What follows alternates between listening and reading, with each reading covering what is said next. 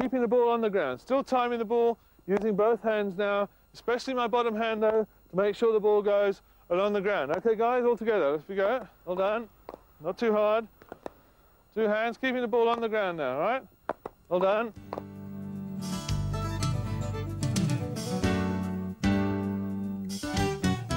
Right, let's remember the key points in the drives all around the wicket.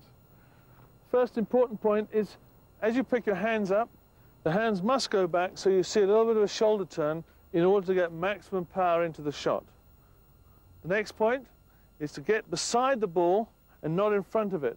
If you get beside the ball, you have room in which to hit it. The third point is, as the hands come through, the weight must transfer so that your hip weight is right up above your front foot and over the ball. So your head is right underneath the ball. So as you hit, you're making absolute perfect contact there. Bat straight and then follow through with your arms as straight as possible to stay on line with the ball. You can finish here in what is called a stop drive, or you can follow through at the end, keeping your hands straight in a follow-through drive perfected by the great Sir Leonard Hutton.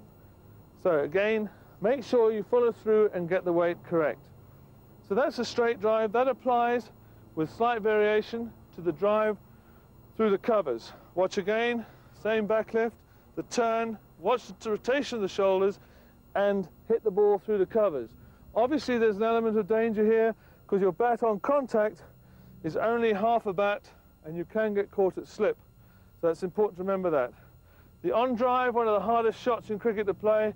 Not really if you apply the same principles.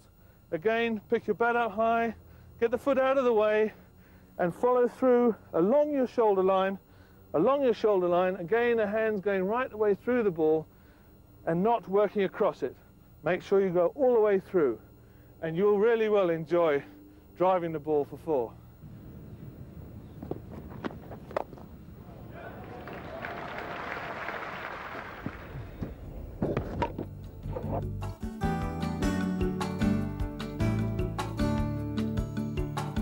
I'd like to highlight the following points when you come down the wicket to change a bowler's length.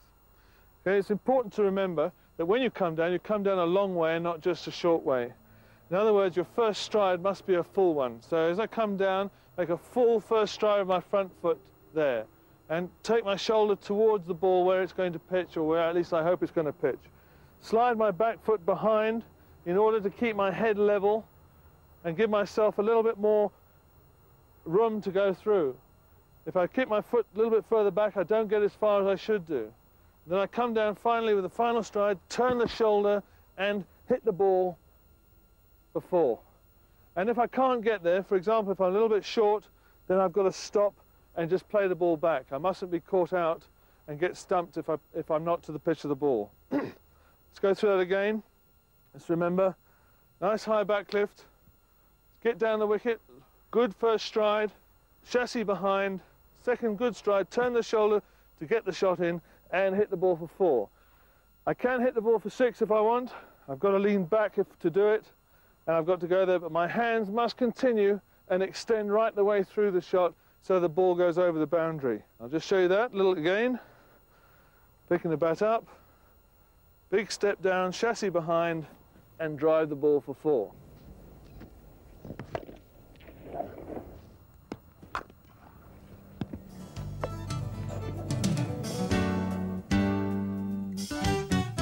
It's often said that the sign of a really good player is how well he hits the ball off the back foot. Now Gary Kirsten has demonstrated a few of these, and let's see him do it and we'll break the shot down. Okay Gary, pick your bat up, get across, into line with the ball, turn the shoulder to get the power and hit through the line of the ball with your hands at the same time getting up onto the toe of the left foot.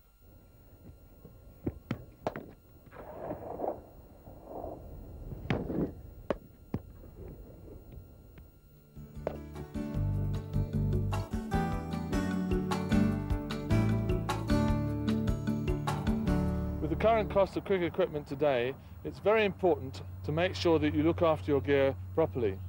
And with us today we have Gary Kirsten, who is going to show us exactly what he has in his cricket case. Welcome, Gary. Hi, Bob. Right, the first thing on the table here we've got is something new to me. What do you use these for, Gary? Yeah, this is the shin guard that I use to field at short leg. You can see it is adjustable, and sometimes you can use this section to cover your knees as well. Also, for the taller players fielding at short leg, it can cover their whole shin area.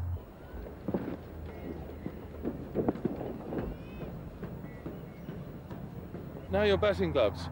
I see that you've got good protection on the bottom hand, obviously for the bouncing delivery. How many pairs would you have in your bag? Yeah, I usually have about 3 or 4 pairs in my bag, but it differs with batters. Some batters only need 2 or 3 pairs the whole season, but I like to keep about 3 or 4 pairs in. All right. So it's an expensive piece of equipment. And remember, we dry those, keep them dry as much as possible by keeping them upturned in the sun when you're using them. And when the palms go, just remember you're going to have to, unfortunately, buy a new pair unless you can get someone to fix them. Right, let's have a look at the next pair of next piece of equipment, a pair of pads, Gary. These are very important for you. I remember when they used to have buckles here. Yeah, these days, as you can see, they have the straps on. It just makes it easier to put the pads on. But you'll find also with the pads these days, you don't need to clean them too much, fortunately, and you just have to wash them, which is very important, obviously.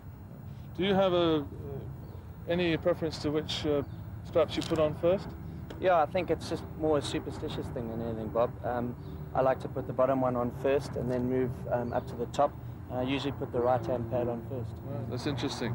Okay, now I see we've got a pair of specially made cricket boots here. These basically are trainers, and you've had them adapted. Any reason for this? Yeah, I think more just for comfort than anything else. You'll find a lot of the cricketers today are using cross trainers. I think they're just a little bit softer on the feet and makes it more comfortable during the course of the day. It's interesting, yeah. I can remember my feet barking at the end of a day. Right, and here we have a very important piece of equipment, at least I found it when I was younger, thigh pad. Yeah, this is very important piece. Obviously, I remember one day in the nets to Alan Donald, and I forgot to put my thigh pad on, and I really felt it. So, very important piece of equipment. Maybe it's a nasty place to get a bruise, I can tell you. Right, now onto the helmet, and this is important for a variety of reasons. And I see you have a headband to go with it, Gary. Yeah. Why is that? Well, I find I need to use this quite a lot because I don't have too much hair on the top of my head, and there's a lot of sweat. And obviously, the helmet, the most important item in your cricket case. Yes, and obviously you need to keep the strap on, guys, because if you've got the helmet on, okay, and you don't have the strap, the ball can knock it off and fall onto your stumps, and that's not so good. So we just need to remember, keep that strap on. And the other reason you wear a helmet today is that if you get injured, you're going to miss out on a lot of cricket. So that's important. Okay, well, Gary, we've got another piece of equipment here, and what do you use this for? For those of you who don't know, this is probably also one of the most important parts of the cricketing equipment, and for me certainly, I haven't got to the stage where I've had children yet, so very important. You don't want to get hit in the wrong area and you're suffering for the rest of your life. Very important as you get older to wear this, guys, don't forget that. Okay, well, that's good. And obviously, finally, the case to put it in, Gary. Yeah, a lot of guys don't enjoy the cricket case. We call it the coffin. Some guys have ones that are really big and very difficult to carry around, but very important, and try to get as much as you can in here. Right, and then finally, we move on to the cricket bat. Now, Gary, do you have any preference of weight to use? Yeah, I think, again, this is a personal preference. I like a 2 pound 8 ounce, 2 pound 9 ounce weight. And a lot of guys like heavier bats, but I think these days more and more the guys are going for the lighter bats. Right, and also when you're choosing a bat, guys, just make sure that the grains are nicely knit together, a nice piece of wood. Bounce the ball on it just to make sure that the wood is soft and it's not too hard. And enjoy your cricket. Look after your equipment, it's very important. View the tremendous cost of a cricket bat these days. It's very important for amateur cricketers to look after their bat properly. Here I have a new bat, and you'll see that it hasn't been touched at all. And basically what we need to do here is actually just put linseed oil on it to give it a nice binding to make sure that the bat doesn't crack before you use it.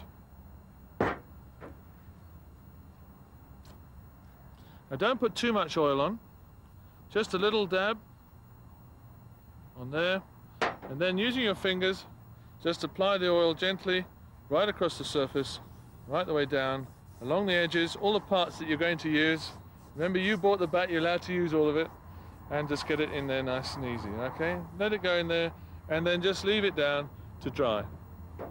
And here we have the slightly older bat.